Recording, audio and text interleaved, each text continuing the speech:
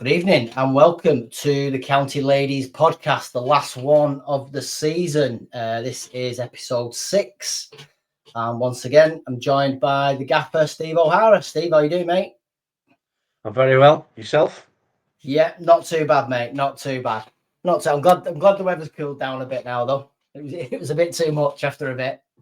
Think? Oh no, I love it, mate. I think it's great. It Yeah, hasn't stopped raining for a few weeks though now, has it? Or that's it. about 5 days. So it's a bit the weather does me in, I must admit. The rain does me in. So I'm glad of the sun, but I know everyone's not a fan of it, so I'm just getting my results. Yeah, I mean, I do enjoy the sun, especially sitting out in the back garden with a beer after work. There you go. Yeah. There we go. So, Steve, season done and dusted. Finished 7th in the league. 2 more trophies in the cabinet. What's your view of the season overall, mate? I think for being completely honest, I think I'm a little disappointed with our league performance and our FA Cup performance. That said, it was a safe mid-table position, and like you say, we've won 2 cups. But overall, I think I expected more in the league. I expected to be higher in the league, and I expected more points, especially with the squad that we put together at the beginning of the season. But for whatever reason, it just wasn't our season, and it just didn't pan out the way I wanted it, the way I expected it. But that said, we still reached our target of hitting the Cheshire Cup, the Super Cup. But I was super disappointed in our performance in the FA Cup against Man Union Unity, and that took a long time to get over. But overall disappointment. But looking at the bigger scale of things, where we are and what resources and what lack of budget we have, a safe mid-table position, 2 cups, can't complain. Yeah, absolutely. I mean, just thinking about the league form, you lost 4 pretty influential players throughout. Well, 5 if you include M. Bradshaw with her injury. So you lost Chloe Fisher, Lily Weston, Lizzie Hamer, Kenzie Bentley. Some big players who would probably have been a mainstay in the team week in, week out, would you say? Yeah, certainly, on a rotation basis, they would have been there or thereabouts in the 16 every week, definitely. But listen, that's football. Players move on, and you've got to try and replace them. And what we've done this season, really, more than anything, is replace them with players coming through the youth, coming through the reserves, or the development, as it's called. So yeah, that gives them a chance. People like Darcy got a chance, and Millie Tutton got a chance towards the end of the season. Abby Pognell got a chance, and players like that. Regan Lloyd got a chance as well. So it does give players the opportunity when players move on. But some of them were experienced players at our level of football, so they're hard to replace mid-season. So along with that, I suppose you're right. Finishing where we finished and winning 2 cups is still a good return. Yeah, and that's it. And as I say, there, you've lost 4. Arguably, people who would have been, like you say, round about the first team week in, week out, given rotation. But like you said, the youngsters who have come through, for me, I don't know what your assessment is, but my assessment from the stands, and a lot of people's, if not everybody's, assessment from the stands is just how well each and every one of those youngsters coming in has played.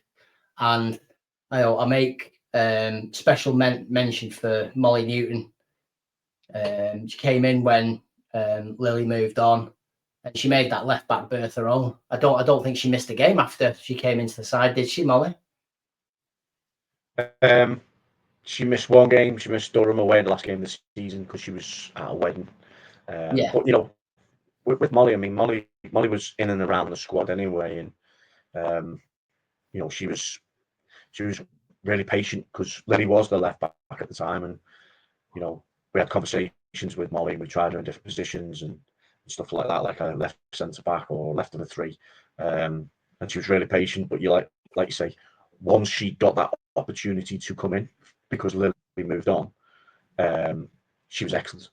She was really, really good. And the good thing about Molly is she's such a really nice girl. You know, she never gives you an headache. And any time that we had a conversation about her game time or anything like that, you know, she hit me with facts and figures, which shows that she cares, and she's, you know, she's not just there just to kick a ball around. She wants to be involved, and she looks at the stats and she looks at the games, and she sort of said, well, with me in the team it was this, without me in the team it was this, and you know, you've got to respect that, and you say, okay, well that's really good that you're thinking that in depth. And but once she got a chance, she was excellent.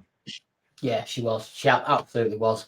And yeah, I mean, I had Moles down as my young player of the year, to be honest. But obviously that went to, or was it young player of the year? It went to Jess Brady. So Jess Brady got manager's player of the year, but we haven't done the trophies yet. That's on the 28th of June. So, but we don't have a young player of the year, to be quite honest. We have a Hatters Award. We have players player and we have managers player. But the managers player that Jess Brady got is different because that's presented by Stockport County Men and Dave Chandler. So we just give the name to sort of say this. The committee get to vote on that, and they voted overwhelmingly for Jess Brady as their player of the year, which she thoroughly deserved. Because another one, you know, a youngster who came in at the start of the season had to be patient, and you know, once she got a run of games, she was just a level above what we are really. So, you know, she deserved that. Yeah. So I mean, you mentioned stats there with Moles. So prior to us recording this now on Thursday night, I've had a look at some stats. And when you look at Jess Brady's stats, she's made 27 appearances and had 13 goal involvements, 7 goals, 6 assists. You know, for an 18-year-old, to have that level of goal involvement and that much influence on a team, I think it's absolute credit to Jess. And I think, in my opinion, I think she'll go on and play in the WSL. I think without a doubt. Yeah, I do as well. And you know, I think out of all that squad of the Everton under-21s, I think she's one of a very, very, very few of them who have been given another year contract, who will now train a bit more with the first team, with Everton's first team. And Everton obviously want her to play at the highest level possible, so we think that she's going to be ended up at a tier 3 club next season, unfortunately for us. Right. But that's great. That's great progress for her because, you know, that's another step in her progression, and we'll see where that takes. You know, we've had that before. We've had it with Lily Murphy, came into the club a couple of years ago, and then went and played tier 3, and now she's a regular squad player for Man City Women, so in the WSL. So yeah, you know, it's great to be part of these players' progressions, but it's always sad to see the good ones who move on, and you know, you just try and keep hold of them, but you know, they've got a different path to go on. So you've got to let them find that path, and we just have to work hard and replace it with a bit of quality ourselves. That's it. It's very bittersweet, isn't it? You know, it's great to see, as we're talking about Jess, it's great to see Jess doing so well, and you know, really, really pleased for her because, like you say, she's a lovely girl, and she's a great footballer. You know, and yes, me and if not everyone, a lot of the other county ladies fans will be sad to see her go, and we'll miss her next year. But fair play to her. Is what, mate? Not as much as me. Not as much as you. You know, and yeah, Jess has put a lot of effort in and you know, got to where she's got to, and credit to her. But it has to be said, you know, credit to yourself as well, Steve, and your staff, you know, for helping develop Jess and helping her get to where she's highly likely going to get to at some point. What does, because she wasn't a county player, isn't a county player, what did Jess's development under you look like? Well, when she came in, she played a Tranmere the season before last, and she played against us in the County Cup, I think. But we didn't really see her or anything. But then she came to us, and I thought she lacked a bit of physicality. But as the season went on, training with us on a regular basis on a Thursday night, and then playing in the league, she become more and more physical. I mean, she's always loved to tackle, but it was that control of the physicality. And as the season wore on, when she got more and more game time, she was impossible to leave out the team, to be quite honest. So it was really, really great to see that development over the season, that she came in, obviously technically very good, but I thought she lacked a bit of physicality, but that grew. And then by the time she got the run of games, and like there was no stopping her, and she was dragging the team forward at some points. And who knows if it had started earlier on in the season, maybe we would have got that earlier. But that's live and die by your decisions, don't you? So we got her there in the end, and she was superb at the end of the season. And like I say, we couldn't leave her out. She was first name on the team sheet. Yeah, I can believe it. And can totally relate to what you say about loving a tackle. When we were at Runcorn Linnets in the cup final, I was stood at the side of the pitch, as everybody was, and she put a tackle in right in front of me, and it made me wince. It made me wince, and I wasn't even part of it. I was just like, fair play to you, Jess, getting stuck in there. Good on you. I think that final really showcased Jess's talent, really, because it had everything. It had everything. It had the physicality, it had the skills, it had the energy, it had the work rate, and then it had an unbelievable finish at the end of the game. I know she scored 2 that game, and 2 very different finishes. One was very composed, tucked away in the corner, and one was a 25 rocket into the top corner. So, anybody who was watching that game thinking, well, maybe we need an attacking midfielder. That's probably sealed it, isn't it? Really? So definitely. I think that's something I've got in my notes here, and I should have mentioned it. I said before about Jess having 13 goal involvements. That's from midfield. So it's not like she's a striker, a number 9, or you could argue she's a number 10, but 13 goal involvements from midfield in 27 games. That's quite a stat, in my opinion. It is, yeah. It is for someone so young. It is. She did play up front for a few games, as a 9 or as a false 9, as all the coaches would like to false 9. But yeah, she was naturally a number 10, and she's got a brilliant future ahead of her, and I'm really excited to see where she goes with it. Yeah. I'll be as I'm imagining a lot of county lady fans. I'll be following her on Twitter and see how she gets on. So good luck to Jess next season. So we talked there a little bit, Steve, about two more trophies in the cabinet this year. First one was the Super Cup back in September, was it? September time?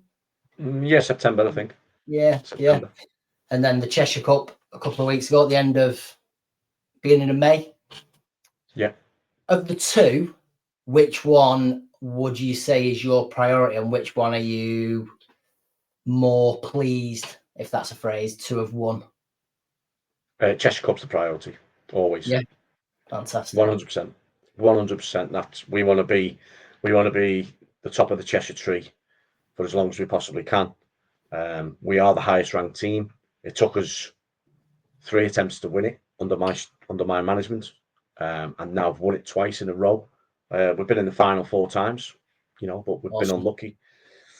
We've been unlucky on 2 occasions. The third occasion we won it emphatically. This year we won it, and I thought we dominated the game. I was really nervous going into this season because we hadn't played well. But when we went to Durham on the last game of the season, we probably put in our best performance of the season, certainly second half, and that just carried on straight into the Cheshire Cup final. Right from the off, we dominated possession. I don't think Bolton Vics had a kick of the ball in the first 25 minutes. You know, we were that dominant. We were just absolutely all over them, and I think it sort of shocked them how much in control we were. Yes, the first goal was a bit fortunate, but we'd had several chances before that, and the keeper had made some good saves, and we'd missed some easy chances. So yeah, I thought we thoroughly deserved to win the Cheshire Cup, and that is the number one priority. The Super Cup is a bit of a bonus because, you know, it's Manchester against Cheshire. So, you know, we always thought that we were capable of winning that against FC United. No disrespect to them, but they were struggling at the time. Yeah. So we expected to win that game, and there was a couple of thunderbolts in that game as well, wasn't there? You know, It was, yeah, Gemma Gemma and Lancaster. Liv Yeah. G, and Liv G, and you know, Liv Jess G, got us going in that game. Jess got us going in that game as well. So yeah, that was a bit of a bonus cup for us. But yeah, the priority definitely is Cheshire Cup first. To win that every season is a must. Brilliant. And yeah, you know, you're saying there, Steve, that we dominated. Well, you guys dominated the cup final, and it's true, you did. You know, no disrespect to Bolton Vics, they're a good side. They had some good results. You know, got a 7 and a 9 in a couple of games in the run up to the cup final. But I think the way you set the team up, it looked like you started with a back 3, back 5, however you want to look at it, but it kind of shifted. It's sort of in possession. It almost became I don't know, like we just had 2 at the back. With Yeah, Jem. it was a 4. It was a 4, but we pushed the fullbacks on because we've got fullbacks who can push on. So that was the plan, to push the fullbacks on and have the 6 sitting. One of the 6s sitting as a protection to the back 2, and it worked really well. And you know, they couldn't live with us because we were so high up the pitch. Every time that they got the ball, we just smothered them and won it back high up the pitch, and you know, created plenty of chances. Like I say, the keeper had a brilliant game, and if it wasn't for the keeper, it might have been a similar score to the previous year, where did we get 9 against Runcorn Lens? I think it was 9, right? Yeah. You know, so the keeper's really done a good job. But I think we surprised them just how good our controlled possession was in that game. Yeah. I think again, just my opinion. When you play SSV, I think that slows your game down a bit. I think you want the girls to play a high intensity game, high press, quick passing. Sometimes I get the impression that it feels like the pitch is slowing you down a bit. Whereas at Runcorn Linux in the cup final, it was like a rock hard pitch because it had obviously been sunny for a few days, and you were zipping the ball about. And yeah, like you say, I thought Vics struggled to keep up with you. I thought personally. Yeah, I mean, obviously when we play at home, you know, you got to look at the opposition. You know, Bolton Vics, yes, they won their league, but they were tier 6. So for us to play against a tier 6 team, you find that there's a lot more space, so you can zip the ball around, and they're probably not as fit as us at the time. You know, so we can zip the ball around. Our movement was killing them. Whereas when you play a tier 4 team, you're more evenly matched, and you know, them pockets of space aren't as easy to find. So, but you know, we'll just keep plugging away and doing what we're doing. And I'm a possession-based coach, so you know, it's really important that that we do move the ball quickly, and it's something that we'll keep working on in the next pre-season, and hopefully we'll improve our league performances. Yeah, I'm sure you will. You know, there's been definite. I think, as we said before, you know, you lost the 4 girls who we spoke about, and the youngsters came in, and it's probably going to be a bit of a blessing in disguise, isn't it? That really, because the youngsters who came in, you know, Darcy, Millie, Regan, they've all had a bit of a baptism of fire, so they're probably more ready for next season now than they would have been, maybe. Yeah. I still think they've got some development to do. You know, particularly Millie. Millie's come from, you know, but it's been a real quick turnaround for Millie, because Millie's come from under 18s at Wythenshawe last season, She came into our under-23s this season, and has been catapulted into the development squad. And then towards the back end of the season, has started to train and play with the first team. So we've got to try and be patient with her, because she isn't the finished article. I had a chat with her a couple of weeks ago about where we see her best position, where she sees her best position. So that's something that we're going to focus a bit more on next season, playing her in her best position to develop her properly. And again, the same with Darcy, really. Darcy came in because we needed midfield cover and got quite a few minutes, but a lot of them minutes were as a sub coming on. Never did anything wrong, but again, it's about development now for Darcy, and it's about how much game time can we get, and that's what's going to be important. There's no point in Darcy coming along and being in the first team squad and sitting on the bench for 70 minutes every week and only playing 30 minutes. What Darcy needs more than anything now is to be playing football as much as she possibly can. So it is a bit of a balancing act, and it's a bit of juggling, but we'll cross that as we come to it, and hopefully we'll develop them in the right speed. But they're definitely ones for the future, and I'm excited to have players like Millie and Darcy and Regan, people like that coming through, because they're good players technically.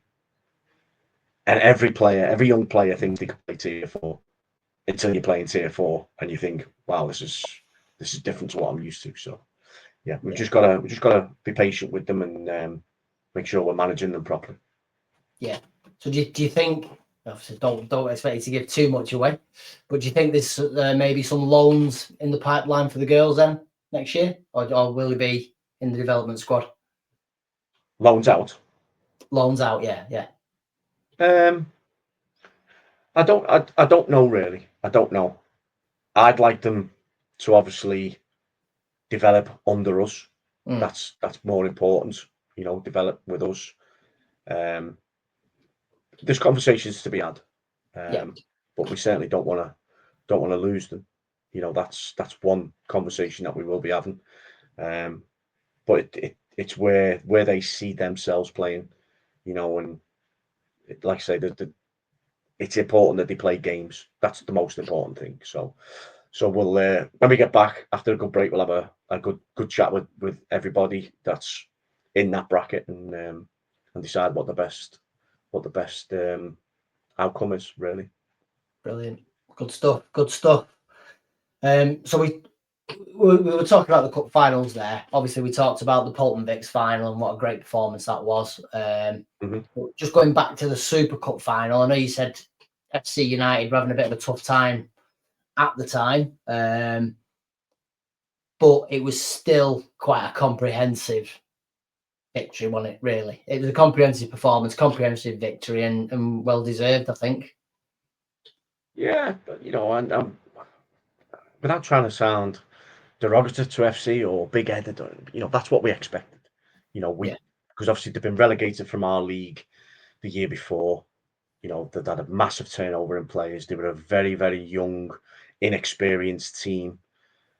And we just needed to get on top in that game, really. And once we got on top, and we scored early, which helped us settle us down. The pitch wasn't great to play on, but it was everything we expected it to be. It was a very dominant performance. I don't think who's in goal. Lucy was in goal, was it? I don't think Lucy made a save all night. So no, it was expected that that's what we would do. But they're the games that you say to players, go out and score 6 or 7, get yourself confidence. We go out and score 3. I mean, all right, 2 of them are worldies, but listen, the cup final is cup final, and it was great to get another trophy in the cabinet, and so that's 3 now in total. So yeah, we're delighted with just winning the cup. Next season will be a bit trickier because we were playing Mancunian Unity, who were obviously beat us in the FA Cup this year or last season. So we owe them 1. So I think we'll be up for that. We'll definitely be up for that, and hopefully we can win it again. Yeah, hopefully. It'd be great. It'd be great if we could, because like you say, we owe Manc Unity 1. But to retain the Super Cup, that'd be good as well. I know the Cheshire Cup's your priority, but it'd be good to retain that one as well, I think. Oh, 100%, 100%. That's what we're in the game for. We want to win cups. We want to win trophies. So I know I do. So, the first Cheshire Cup was the first trophy I've ever won as a manager. I think even as a player or even as a coach. So, that was a very proud moment, and long may that continue. And if we keep winning, we keep winning the cups. That's good. So that's 3 years, 4 years for you now? 3 years? 3.5 seasons, 3 cups. Should have been more, but there you go. You'll be giving Fergie a run for his money at United. Brilliant. So I know in July you had some trials down at SSV for some potential signings. Yep. How can you give us any indication of how they've gone? What do they look like? Yeah, decent. They were really good. It's always good to see new faces. There was some that were of the standard, the club that we're looking for. We haven't made any decisions on anybody, but we have invited a few back to start pre-season with us. It's not like that. Oh, we need to sign them. They're like they're world beaters sort of thing. We haven't seen that yet. And it's very rare you get that from an open trial. We as a first team have our own targets. The trials are really for a club level, and any surprises that we might have missed or have just come down on the off chance. I know through previous trials, we've sort of found Harriet Horton, who was one that we picked up through trials, which was a really good signing for us. Who turned out to be an excellent player. Kenzie was another one who came through the trials. So there is players that do come in and make it to the first team without any issues. But mainly we're looking for in them open training sessions. Is there a potential there for players to come and join us in pre-season, do pre-season with us, and take it from there? And that's where we're at really with that. Brilliant. Well, I mean, it's great to see. Obviously, the youth that we've talked about. The girls. As you know, my daughter plays in the county under-11s team, and she wants to play for county first team at some point, which is music to my ears. I'll force her into it. If she wants to do it, she wants to do it. If she doesn't, she doesn't. But I love that, and you've got that pathway for the youngsters, but you've also got the trials for the more experienced players, shall we say?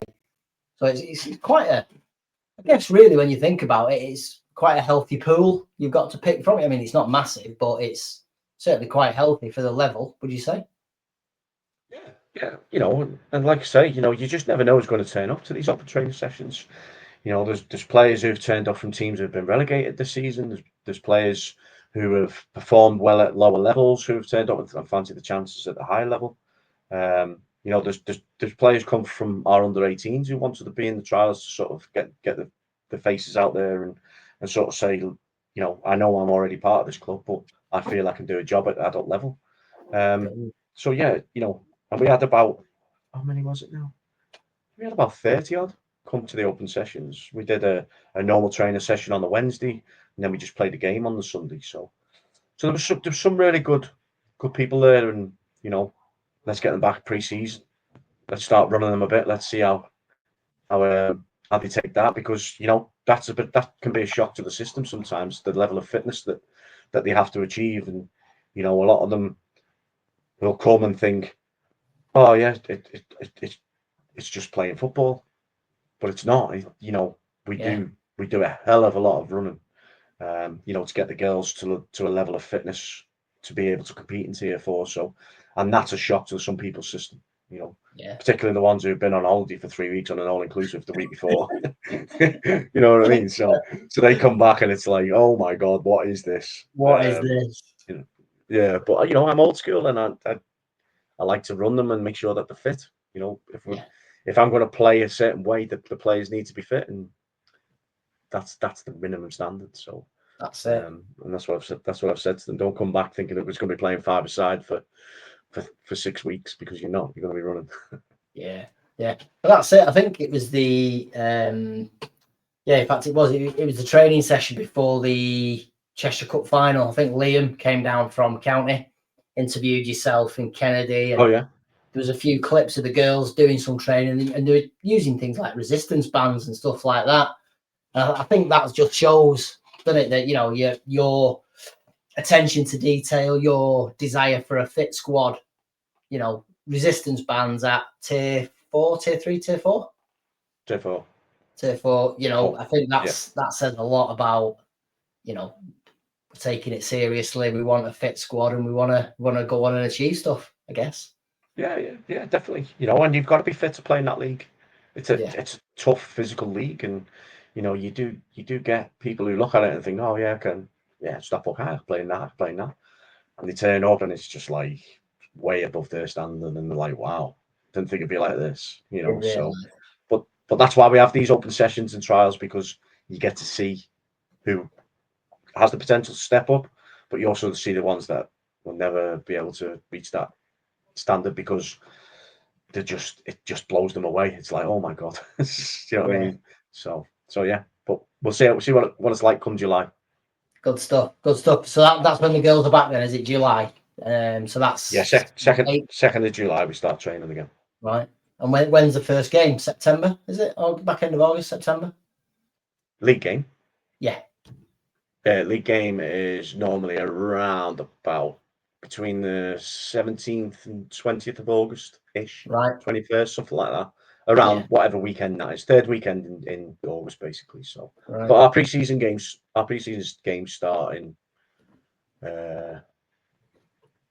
28th of July, something like that.